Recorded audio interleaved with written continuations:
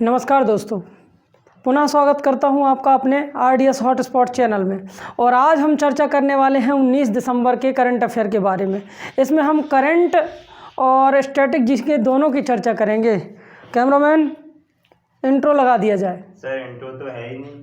चलिए कोई बात नहीं चलिए ठीक है, काम चल जाएगा। 19 अप्रैल करंट अफेयर में पहला क्वेश्चन देखते हैं। ग्लोबल स्मार्ट ब्रांड टेक्नो ने ब्रांड एम्बेसडर आयुष्मान खुराना को बनाया है। तो ये एक टेक्नोलॉजी कंपनी है जिसका हेडक्वार्टर नोएडा में है। उत्तर प्रदेश के नोएडा में जिस कंपनी का हेडक्वार्टर है, उस कंपनी ने अपने प्रचार प्रसार के लिए आयुष्मान खुराना को चुना है। एक अभिनेता हैं आयुष्मान खुराना, इसीलिए इनको चुना गया है क्योंकि उसी व्यक्ति को प्रचार प्रसार या एम्बेसडर बनाया जाता है जिसका सोशल इम्पैक्ट अच्छा होता है, तो इन्हें बनाया गया है। इसके अलावा अरिजीत तलपात्रा टेक्नो कंपनी के जो CEO हैं और इसका हेडक्वार्टर कहाँ है, नोएडा में। इतना ज़रूर आप इस कंपनी के बारे में याद रखना। विराट कोहली अगर आपसे पूछे जाएँ तो वीवो के ब्रांड एम्बेसडर हैं, और पेटीएम फर्स्ट गेम के ब्रांड एम्बेसडर हैं सचिन तेंदुलकर। इसके अलावा और भी देखिए ब्रांड एम्बेसडर मैंने आपको बताया होगा, राणा दग्गुवती को सिएट टायर का ब्रांड एम्बेसडर अभी कुछ ही दिनों पहले बनाया गया था। और कौशल भारत अभियान के ब्रांड एम्बेसडर हमारे नरेंद्र मोदी हैं। और इसके अलावा बेटी बचाओ बेटी बढ़ाओ की हमारी माधुरी दीक्षित हैं। निर्मल भारत अभियान की हमारी विद्या बालन ब्रांड एम्बेसडर है, और माँ अभियान की भी माधुरी दीक्षित ब्रांड एम्बेसडर है। हेपेटाइटिस के और दरवाज़ा बंद करो अभियान के ब्रांड एम्बेसडर अमिताभ बच्चन हैं, और GST के भी ब्रांड एम्बेसडर अमिताभ बच्चन हैं। ऐसे ढेर सारे ब्रांड एम्बेसडर आपको याद रखना। बस एक चीज़ याद रखना, ब्रांड एम्बेसडर उसी को बनाया जाता है जिसका सोशल इम्पैक्ट अच्छा होता है, समाज में उसकी एक पहचान होती है। तो इस प्रकार से आप ये सब चीज़ें याद रखना। इसके बाद दूसरा क्वेश्चन देखिए, अपन आते हैं राष्ट्रीय स्टार्टअप सलाहकार परिषद की अध्यक्षता पीयूष गोयल करेंगे। नोट करिए, जल्दी से नोट कर लिया करिए क्वेश्चन, ठीक है। राष्ट्रीय स्टार्टअप सलाहकार परिषद की बैठक की अध्यक्षता पीयूष गोयल करेंगे। चलिए मैं बताता हूँ आपको। ये जो पीयूष गोयल हैं, पहले तो ये जान लीजिए कि पीयूष गोयल भारत के वाणिज्य मंत्री हैं, भारत के रेल मंत्री हैं, और भारत के उपभोक्ता मामलों के मंत्रालय के मंत्री हैं पीयूष गोयल। और उन्होंने राष्ट्रीय स्टार्टअप सलाहकार परिषद की अध्यक्षता की है। ये परिषद जो हो रही है, इसका जो है सम्मेलन हो रहा है, वो दिल्ली में हो रहा है। और इस परिषद का मेन उद्देश्य ये है ताकि ऐसे लोगों की मदद की जाए जो अपना स्टार्टअप खोलना चाहते हैं। अपना स्टार्टअप खोलने से मतलब है अपनी फैक्ट्रियाँ चालू करना चाहते हैं। क्योंकि जब फैक्ट्रियां चालू होंगी तो लोगों को रोजगार मिलेगा, भारत सरकार का रेवेन्यू जनरेट होगा। इसी वजह से स्टार्टअप का मतलब ये भी होता है जो जीर्ण शीर्ण पुरानी फैक्ट्रियां हैं, उन फैक्ट्रियों को दोबारा से चालू करने की प्रोसेस भी स्टार्टअप योजना कहलाती है। और माननीय प्रधानमंत्री जी ने 2015 में स्टार्टअप योजना की शुरुआत की थी, जिसमें पुरानी कंपनियां या नई नई कंपनियां खोलना था। अभी इसी की एक बैठक चल रही है जिसकी अध्यक्षता भारत के वाणिज्य रेल और उपभोक्ता मामलों के मंत्रालय के मंत्री पीयूष गोयल ने की है। तो याद रखना, ये चीज़ बिल्कुल आपको याद रखना पड़ेगा। इसके अलावा ई-संता एप्लीकेशन भी शुरू किया था पीयूष गोयल ने, ये बात और दिमाग में और रखे रहना। चलिए, पीयूष गोयल हमारे मंत्री हैं। इसके अलावा कुछ मंत्रियों की चर्चा में जल्दी से आपसे 1 मिनट में रिवाइज करा दूँ। आप बता सकते हो नरेंद्र मोदी कहाँ से सांसद हैं? सब जानते हो, वाराणसी से सांसद हैं, भारत के प्रधानमंत्री हैं। हमारे देश के गृह मंत्री कौन हैं? हमारे देश के गृह मंत्री अमित शाह हैं, जो अहमदाबाद से सांसद हैं। और हमारे देश के लखनऊ से सांसद हैं राजनाथ सिंह, जो भारत के रक्षा मंत्री हैं। और इसके अलावा अगर मैं आपसे कहूँ, जल शक्ति मंत्रालय के मंत्री हैं गजेंद्र सिंह शेखावत, जो जोधपुर से सांसद हैं। और हमारे लोकसभा अध्यक्ष हैं ओम बिरला, और ओम बिरला कहाँ से सांसद हैं? कोटा से सांसद हैं। इसके अलावा हमारे पर्यटन मंत्री हैं प्रहलाद पटेल, जो हमारे दामोह से सांसद हैं। और हमारे कृषि और ग्रामीण विकास मंत्री हैं नरेंद्र सिंह तोमर, जो मुरैना से सांसद हैं। हमारे खेल मंत्री हैं किरण रिजिजू, जिनकी कंस्टिट्यूंसी है वेस्ट अरुणाचल। इसी प्रकार से बहुत सारे मंत्री हैं। हमारे शिक्षा मंत्री हैं रमेश पोखरियाल निशंक, जो हरिद्वार से सांसद है। और हमारे पर्यावरण और स्वास्थ्य मंत्री हैं डॉक्टर हर्षवर्धन, जो चांदनी चौक से सांसद हैं। और भी हैं, जैसे हमारे विदेश मंत्रालय के मंत्री हैं S जयशंकर, सुब्रमण्यम जयशंकरन, ठीक है, देख लेना ऐसा। तो बहुत सारे मंत्रियों के बारे में मैंने बताया, ये जरूर याद रखिए क्योंकि पिछले एग्जामों में कंस्टिट्यूंसी बहुत पूछी गई हैं, याद रखना। चलिए अगला क्वेश्चन आते हैं। RBL बैंक ने भुगतान के लिए मास्टर कार्ड के साथ समझौता किया। नोट करिए, RBL बैंक ने भुगतान के समाधान के लिए मास्टर कार्ड के साथ समझौता किया। RBL बैंक ने भुगतान सुगमता के लिए मास्टर कार्ड के साथ समझौता किया। नोट करिए इसको। चलिए, तो मैं आपको बताने वाला हूँ ये क्या है। देखिए, ग्राहकों के अनुकूल लेन देन को बनाने के लिए, ग्राहकों के अनुकूल लेन देन को बनाने के लिए आरबीएल बैंक ने मास्टर कार्ड के साथ समझौता कर दिया है। मास्टर कार्ड अमेरिका की एक कंपनी है जिसका हेडक्वार्टर है न्यूयॉर्क में और इसके सीईओ अजय बंगा हैं। अब ये क्या करेगी, ऐसे कुछ कार्डों का निर्माण करेगी जिससे ग्राहकों के लिए लेन देन बड़ा ही सुगम हो जाएगा, बड़ा ही अनुकूल हो जाएगा। तो ये चीज़ जरूर याद रखना कि आरबीएल बैंक ने मास्टर कार्ड के साथ समझौता किया है। आरबीएल बैंक का जो हेडक्वार्टर है वो मुंबई में है और मास्टर कार्ड का जो हेडक्वार्टर है न्यूयॉर्क में है। आरबीएल बैंक के जो एमडी एंड सीईओ हैं विश्ववीर आहूजा हैं और मास्टर कार्ड के जो सीईओ हैं वो नाम है अजय बंगा। और एक और चीज़ याद रखना, आरबीएल का जो टैग लाइन है वो है अपनों का बैंक। हर बैंक का अपना एक टैग लाइन होता है, जैसे एलआईसी का होता है जीवन के साथ भी जीवन के बाद भी, उसी प्रकार आरबीएल बैंक का अगर देखा जाए तो आरबीएल बैंक का है अपनों का बैंक। रत्नागिर बैंक के नाम से पहले जाना जाता था, रत्नाकर बैंक लिमिटेड। 2014 से पहले RBL bank Ratnakar limited bank के नाम से जाना जाता था, हाल ही में इसका नाम चेंज हुआ है।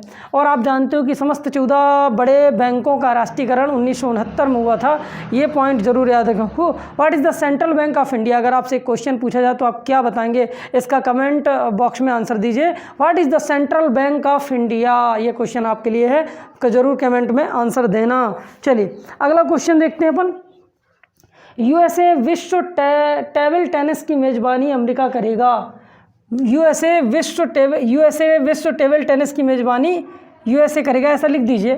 तो अमेरिका में हो रहा है विश्व टेबल टेनिस चैम्पियनशिप, याद रखना चैम्पियनशिप हो रही है, तो ऐसा रख सकते हो, या विश्व टेबल टेनिस चैम्पियनशिप की मेज़बानी यूएसए करेगा। यूनाइटेड स्टेट ऑफ अमेरिका करेगा। टेबल टेनिस की मेज़बानी कौन करेगा, अमेरिका करेगा। ये पॉइंट आप याद रखना। तो इस बार की टेनिस प्रतियोगिता जो हो रही है वो कहाँ हो रही है, याद रखना है यूएसए में। और हमारे देश में टेनिस की जो महान खिलाड़ी हैं आपको पता ही है, बहुत सारे हैं। जैसे आपने सानिया मिर्जा का तो नाम सुना ही होगा, इसके अलावा महेश भूपति का नाम भी तो सुना होगा। और लिएंडर पेस लीजेंडरी खिलाड़ी हैं टेनिस के भारत के, याद रखना लिएंडर पेस, ये ज़रूर याद रखना। और शायद मारिया सारापोवा रसिया की हैं और अमेरिका में भी हैं, आपने शायद सुना होगा। अब बहनें हैं 2, सेरेना विलियम्स, तो याद रखना टेनिस की खिलाड़ी हैं सेरेना विलियम्स। तो अमेरिका में हो रहा है, तो अमेरिका की राजधानी आपको पता ही होगा, अमेरिका की राजधानी वाशिंगटन डीसी है, जो वहाँ के पहले राष्ट्रपति जॉर्ज वाशिंगटन के नाम पर पड़ी है। तो अमेरिका की राजधानी क्या है, वाशिंगटन डीसी है, जो वहाँ के पहले राष्ट्रपति जॉर्ज वाशिंगटन के नाम पर पड़ी है। वहाँ के 18वें राष्ट्रपति का नाम याद रखना अब्राहम लिंकन। अब्राहम लिंकन ने राजनीति में लोकतंत्र की एक डेफिनेशन दी थी, डेमोक्रेसी की डेफिनेशन दी थी, by the people for the people then the people, जनता का जनता के लिए जनता के द्वारा शासन, दैट कॉल्ड इज डेमोक्रेसी, यानी लोकतंत्र। तो जनता का जनता के लिए जनता के द्वारा शासन। 18वें राष्ट्रपति जो थे अब्राहम लिंकन, उनने कहा था अमेरिका के। उनकी हत्या जॉन विक्लीज बूथ ने कर दी थी, ये जरूर आप पॉइंट नोट कर लेना।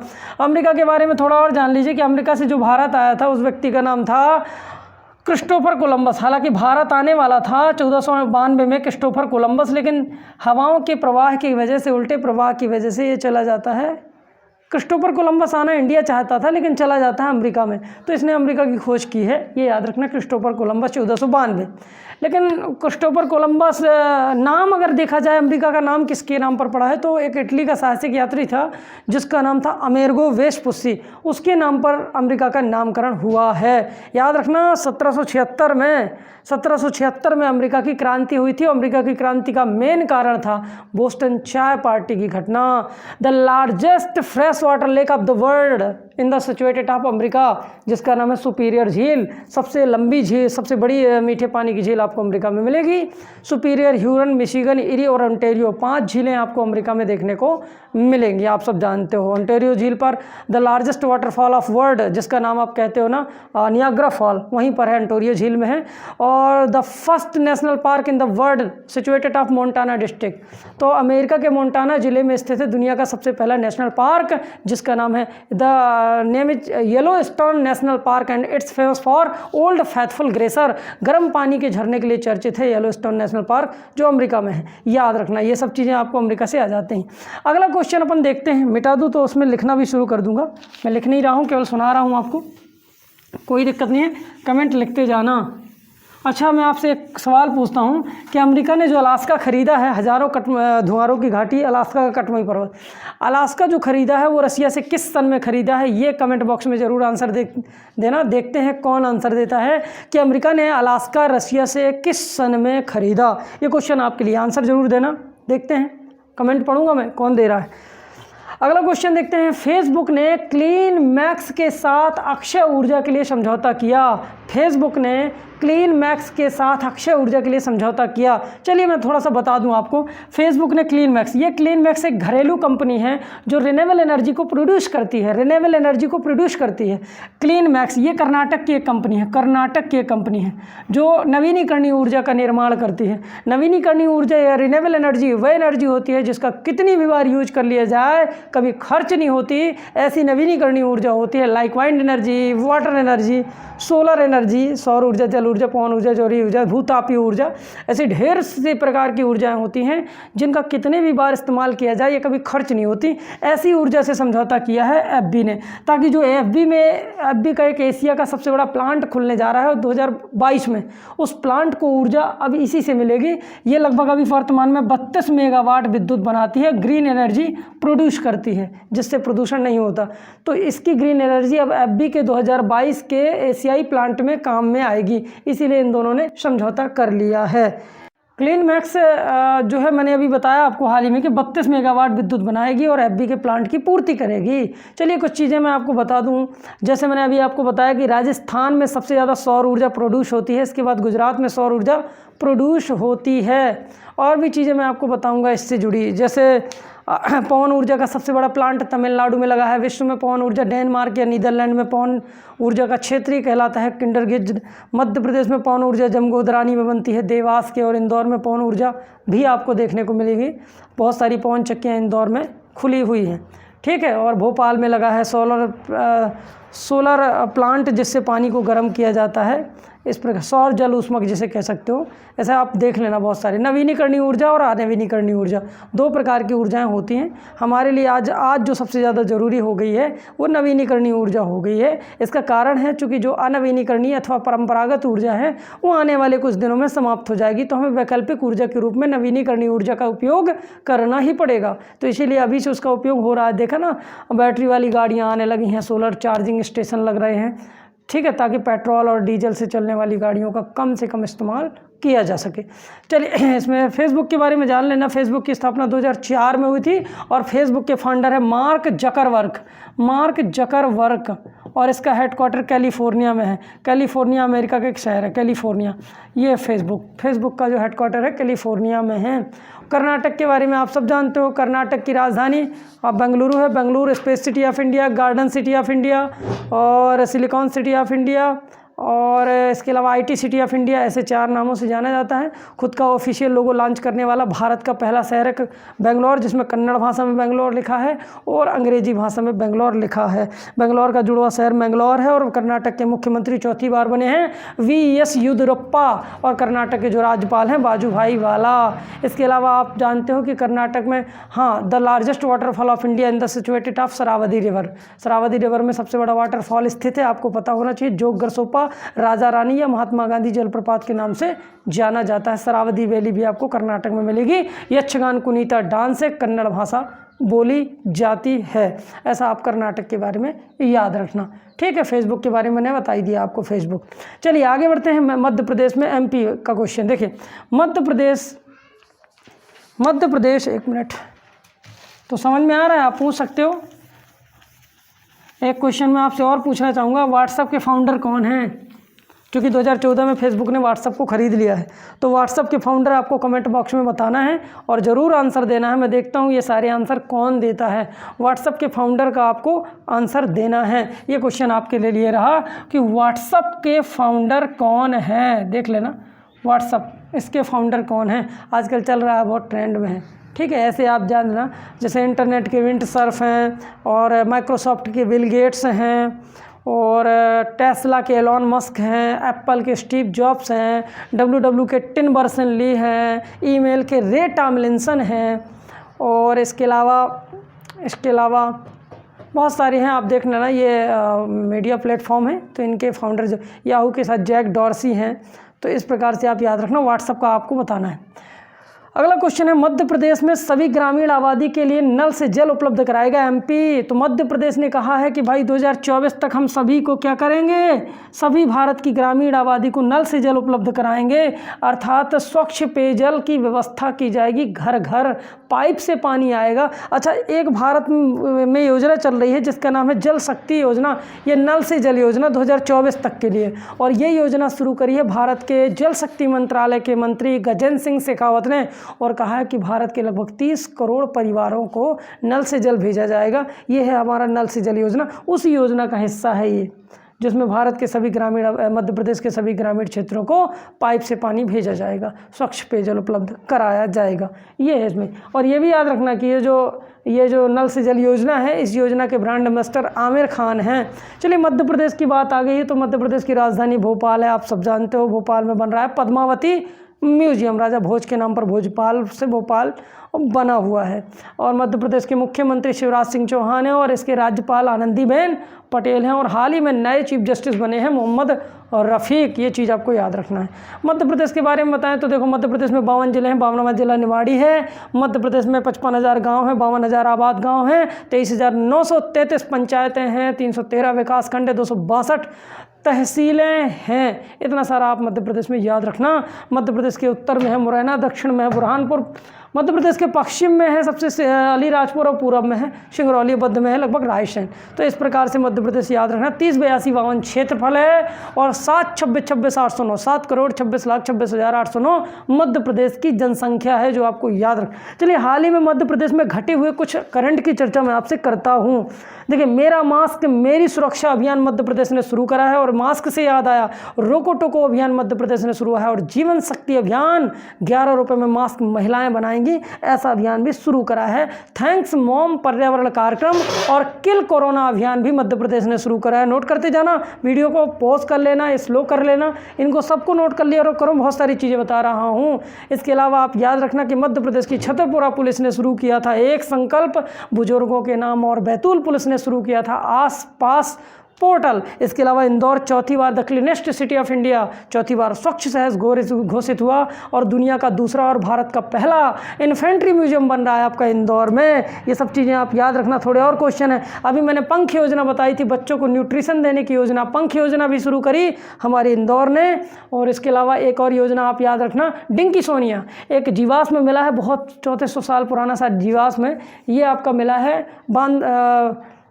ये मिला है भीमबेटका की गुफाओं में, डिंकी सोनिया। इसके अलावा सोलर पार्क, तैरता हुआ सोलर पार्क लगा है ओमकारेश्वर में, नर्मदा नदी पर 600 मेगावाट एनर्जी प्रोड्यूस करेगा। बुद्धिस्ट थीम पार्क बना है आपका सांची में, और सांची में ही बन रहा है ये बौद्ध यूनिवर्सिटी।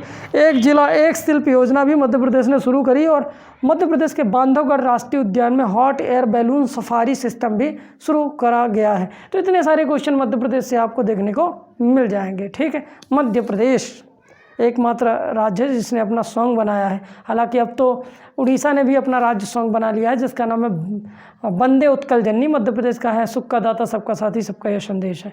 तो ये मध्य प्रदेश का सॉन्ग है, जिसको रचा है प्रदीप कुमार ने।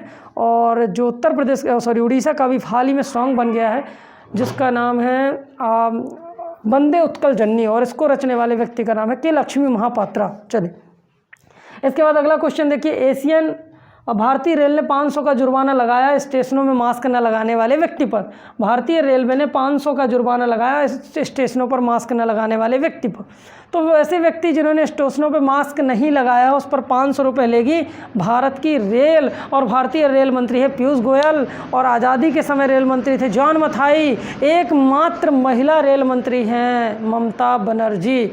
अभी हाल ही में देखिए रेलवे बोर्ड के अध्यक्ष बने हैं, क्या आप जानते हो? सुनीत शर्मा। इन्होंने विनोद कुमार यादव को रिप्लेस करके सुनीत शर्मा को बनाया भारत का रेलवे बोर्ड का अध्यक्ष। इसके अलावा अगर मैं आपसे कहूं, भारत की पहली किसान ट्रेन देवलाली से दीनापुर चली थी कि नहीं चली थी? और भारत की 100वीं किसान ट्रेन शालीमार से संगोला चली थी। और भारत की दक्षिण भारत की पहली किसान ट्रेन आंध्र प्रदेश के अनंतपुर से दिल्ली के आदर्श नगर तक चली थी। ये भी आप याद रखना। हावारी रेलवे स्टेशन कर्नाटक का है, जिसका नाम हो गया है महादेवप्पा मेलारा रेलवे स्टेशन। और कर्नाटक का ही है Hubli railway station, the largest longest railway station of India, Bharat का सबसे लंबा रेलवे स्टेशन बनने जा रहा है हुबली।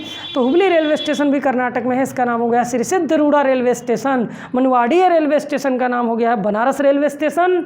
और सिद्धार्थ नगर रेलवे स्टेशन का नाम हो गया है Siddharth Nagar railway station.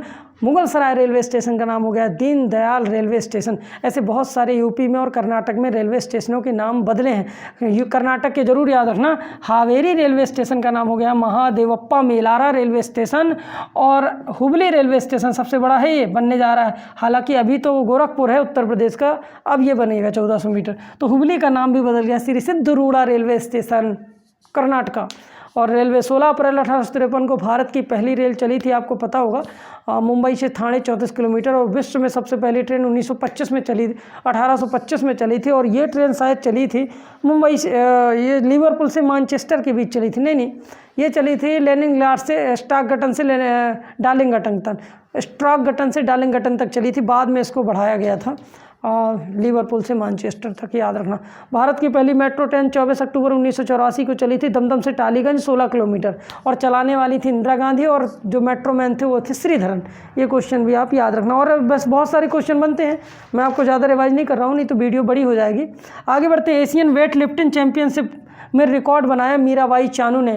Asian weight lifting champion में 119 किलो वजन उठाया है मीराबाई चानू ने। याद रखना, मणिपुर की वेट लिफ्टर है मीनाबाई चानू, और संजीता चानू इनकी बहन है। तो ये बहुत वेट लिफ्टर हैं, भारोत्तोलक हैं। तो मीराबाई चानू ने रिकॉर्ड बनाया 119 किलो वजन उठाकर। एक वेट लिफ्टर मुझे याद आ रही है जिनका नाम है पीटी ऊषा। ये तो गोल्डन गर्ल है। कर्णम मल्लेश्वरी आंध्र प्रदेश की, हाँ कर्णम मल्लेश्वरी, जिन्होंने कांस्य पदक जीता है ओलंपिक में। तो वो भी बहुत बड़ी वेट लिफ्टर थी, कर्णम मल्लेश्वरी आंध्र प्रदेश की, जो कांस्य पदक जीते हैं, जिन्होंने कांस्य पदक जीता था शायद 2000 में। ये जीता था उन्होंने ओलंपिक में, ये याद रखना। तो ये मीराबाई चानू मणिपुर की हैं। मणिपुर की राजधानी इम्फाल है। और आप सब जानते हो कि तैरता the floating park, the only one floating park जो है स्थित है situated of Manipur Loktak lake. तो लोकटक झील में आपका ये जो मैंने आपको बताया कि मणिपुर में तैरता हुआ पार्क है जिसका नाम है केबुल लामपजाओ। ये मणिपुर की झील में, याद रखना। और ये 1977 में बना था, विष्णुपुर जिले के अंतर्गत आता है। और इस पार्क में पाए जाते हैं संघाई एक हिरण की प्रजाति है। वैसे संघाई फेस्टिवल भी होता है मणिपुर में। और एक फेस्टिवल और होता है लाइफ हारोवा फेस्टिवल। और एक फेस्टिवल और होता है जिसका नाम है चेरी ब्लॉसम फेस्टिवल, इस साल मणिपुर में हुआ है। तो ऐसा मणिपुर में काले चावल को जीआई टैग भी मणिपुर में मिला है। थंगजाम जवाली मणिपुर के एक व्यक्ति थे जिनको जापान ने अपना सर्वोच्च नागरिक सम्मान the order of rising sun दिया है। और शायद आपने ज्ञानेंद्रो निगोम बाम का नाम सुना होगा, मणिपुर के हैं और भारत के हॉकी इंडिया के अध्यक्ष बने हैं। ऐसा आपको याद रखना है। एक क्वेश्चन आपसे मैं पूछता हूँ, ये हरेला त्यौहार कहाँ मनाया जाता है? ये त्यौहार आपके लिए क्वेश्चन मोस्ट इंपॉर्टेंट, इसको आप बताओगे। हरेला त्यौहार ये सबसे खास त्यौहार है। ये क्वेश्चन मैं आपको देता हूँ कि हरेला त्यौहार क्या है, कमेंट बॉक्स में लिख के बताइए। ठीक है, सारे आंसर जो देगा उससे वार्तालाप होगी, और वो बेस्ट तो वैसे भी होगा क्योंकि वो सारे आंसरों कमेंट में दे रहा है। तो आप याद रखना कि हरेला त्यौहार कहाँ और क्यों मनाया जाता है, ये ज़रूर खास है। तो आपको ये लिखना है कमेंट में, याद रखना हरेला त्यौहार। चलिए आगे बढ़ते हैं। लास्ट क्वेश्चन है, शायद 2 और बचे हैं। इसरो ने मानव विकास मिशन के लिए फ्रांस के साथ समझौता किया। आप सब जानते हो कि इसरो का मानव विकास मिशन लागू होने वाला है 2022 में। तो मानव विकास मिशन के लिए अब इसरो को सपोर्ट लेगा फ्रांस की CNES, जो फ्रांस की एजेंसी है, स्पेस एजेंसी CNES, उसके साथ क्या करेगा, ये समझौता करेगा। ठीक, इस प्रकार आप याद रखना। क्लियर? तो उसके साथ ये समझौता करेगा ISRO. Indian space research organisation, Indian space research, भारतीय अंतरिक्ष अनुसंधान संगठन, इंडियन स्पेस रिसर्च ऑर्गेनाइजेशन, इसने फ्रांस के साथ समझौता कर दिया है अपने मानव मिशन के लिए। और शायद फ्रांस का एक व्यक्ति भी भारत के साथ जाएगा, और 3 लोग जाएंगे जिसमें फ्रांस का एक व्यक्ति भारत ऐड करेगा। और CNES जो फ्रांस की एजेंसी है, स्पेस एजेंसी, वो हमें मदद करेगी।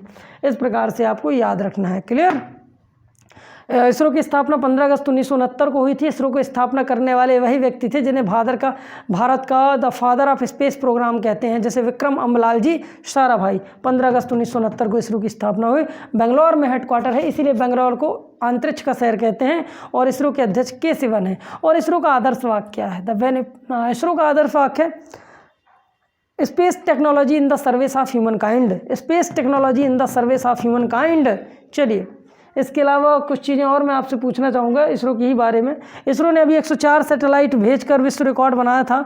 हालांकि फाल्कन 9 जो एलोन मस्क की रॉकेट थी, उसने अभी 143 रॉकेट भेजकर इसरो का रिकॉर्ड क्या कर दिया, ब्रेक कर दिया है। फिर भी 104 सैटेलाइट भेजे थे इसरो ने। अभी तो अंतरिक्ष, देखो इसरो की एक कमर्शियल ब्रांच भी बनने लगी है, अंतरिक्ष, और ये अब सैटेलाइट बेचने का काम करती है। ये कॉमर्शियल ब्रांच है इसरो की, जो सैटेलाइट बेचने का कार्य करती है, याद रखना। इस मिशन के अंतर्गत भारत 10,000 करोड़, इसरो 10,000 करोड़ रुपए खर्च करेगी ये मानव मिशन के तहत। और फ्रांस के बारे में तो जानते हो, फ्रांस की राजधानी में पेरिस है। पेरिस को सुरा सुंदरियों का शहर, फैशन की नगरी, शराबों का शहर कहा जाता है, ठीक। और फ्रांस को किसानों का देश भी कहते हैं। सीन नदी के तट पर पेरिस बसा है, पृथ्वी की जन्नत भी पेरिस कहलाती है। और इसके राष्ट्रपति फ्रांस के इमैनुअल मैक्रोन है और जीन कॉस्टैक फ्रांस के प्रधानमंत्री हैं, याद रखना। अभी फ्रांस के राष्ट्रपति इमैनुअल मैक्रोन को नरेंद्र मोदी के साथ यूएनओ के द्वारा चैंपियन ऑफ अर्थ अवार्ड भी मिला था, ये याद रखना, ठीक। अच्छा, फ्रांस में 2024 का ओलंपिक होने वाला है। फाइनेंशियल एक्शन टास्क फोर्स फाटप का मुख्यालय है। United nation education children and education fund, नहीं, यूनेस्को, तो फाटप का मुख्यालय है और यूनेस्को का headquarter united nation education scientific and culture organisation, UNESCO का भी हेडक्वार्टर वहीं पर मिलेगा आपको। और इसका एक और OECD, organisation for the economical cooperation development, organisation for the economical cooperation development, तो इनका मुख्यालय है। यूनेस्को का, OECD का, फाटप का, ये सारे हेडक्वार्टर फ्रांस में ही मिलेंगे। चलिए, एक क्वेश्चन फ्रांस से और है। फ्रांस के 15 साल से कम आयु के बच्चों से, अच्छा, फ्रांस ने एक घोषणा करी है कि फ्रांस ने कहा है कि 15 साल होना चाहिए। चलिए, ये नोट कर लीजिए। हाँ, फ्रांस ने 15 वर्ष से कम आयु के बच्चों से दुष्कर्म करने वाले व्यक्ति को 20 वर्ष की सजा देगी, ऐसा अपना एक कानून बनाया है। तो फ्रांस का कानून याद रखना, फ्रांस ने 15 वर्ष से कम आयु के बच्चों के साथ दुष्कर्म करने वाले व्यक्ति को 20 वर्ष की सज़ा का प्रावधान कर दिया है। हालांकि अगर इंडिया में होता तो यही सज़ा होती, आपको पता है, फांसी। हाँ, पॉस्को एक्ट के तहत शायद मध्य प्रदेश ने 1 महीने के अंदर फांसी की भी घोषणा कर दी है। पॉस्को मतलब होता है prevention of child offence act, जिसमें कम आयु के बच्चों के साथ ऐसा दुराचार जो करते हैं उनके खिलाफ मृत्युदंड का भी प्रावधान किया गया भारत के अंदर। लेकिन फ्रांस 20 साल की सज़ा का प्रावधान करता है। और अच्छा, NCRB, national crime record bureau के अनुसार, ये भारत की अपराध संस्था है। नेशनल क्राइम रिकॉर्ड ब्यूरो के अनुसार भारत में सबसे ज़्यादा अपराध उत्तर प्रदेश में होते हैं, ये ज़रूर याद रखना। सबसे ज़्यादा अपराध उत्तर प्रदेश में होते हैं। अच्छा, वाइट कॉलर क्राइम क्या है, आप जानते हो? वाइट कॉलर क्राइम, श्वेतपोश अपराध क्या है? श्वेतपोश अपराध क्या है, ये चीज़ आपको बताना है, पता है? हाँ, नेताओं द्वारा किए गए अपराध होते हैं श्वेतपोश, जो दिखते तो सफ़ेद कुर्ते में हैं लेकिन वास्तव में अपराधी भैया होते हैं।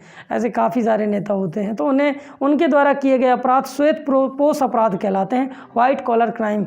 इसके अलावा हमारी एक एजेंसी भी है, CID, क्राइम इन्वेस्टिगेशन डिपार्टमेंट, एक और है CBI, central bureau of investigation, एक और है IB, इंटेलिजेंट ब्यूरो, और एक हमारी विदेशों में अंतर्राष्ट्रीय स्तर पर काम करती है रॉ, ये है भारत की गुप्तचर agency, research and analysis wings. तो याद रखना, ये हैं भारत की एजेंसियां जो अपराधों की जांच करती। Crime investigation department, central bureau of investigation, IB, intelligence bureau और रिसर्च एंड एनालिसिस विंग्स। चलिए, आपसे एक क्वेश्चन पूछूं क्या? चलिए, मैं बता दे रहा हूँ। पाकिस्तान की गुप्तचर agency ISI, inter services intelligence, और रसिया की तो आपको पता ही है, KGB, कॉमिटेट गोस्तुदस्ते बेजा पास्तोनोस्ती, KGB, कॉमुटेट गोस्तुदस्ती नन बेजा पास्तोनोस्ती, ये है आपकी KGB, रसिया की गुप्तचर एजेंसी। और अमेरिका की जानते हो, federation bureau of investigation, federation bureau of investigation. और चाइना की है central external ledger department, Mossad आपने सुनी होगी, इजराइल की है। चलिए, इस प्रकार से आपका ये करंट हो जाता है पूरा। लाइक ज़रूर करना है, सब्सक्राइब करना है और वीडियो को शेयर करना है। मैं गारंटी देता हूँ कि आपको ऐसा करंट कोई नहीं पढ़ाएगा, क्योंकि करंट के साथ आपके जो 50, 100, 200 स्टैटिक जीके के क्वेश्चन सॉल्व हो रहे हैं, वो आपको ऐसा कोई ना बताएगा। तो इसीलिए मैं आपको कह रहा हूँ कि बढ़िया लाइक कर दीजिए, सब्सक्राइब कर दीजिए और थोड़ा शेयर करिए, तो और सारे बच्चों को पता चले और घर में बैठे स्टडी करें वो, ठीक है? ये मत सोचिए कि हम पढ़ लें और हमारा ही भला हो जाए। दूसरे के बारे में प्लस पॉइंट सोचोगे ना तो आपका भी भला होगा। ये चीज़ लिख कर ले लीजिए, ठीक है? प्रमाण है। ओके, चलिए मिलते हैं, नमस्कार।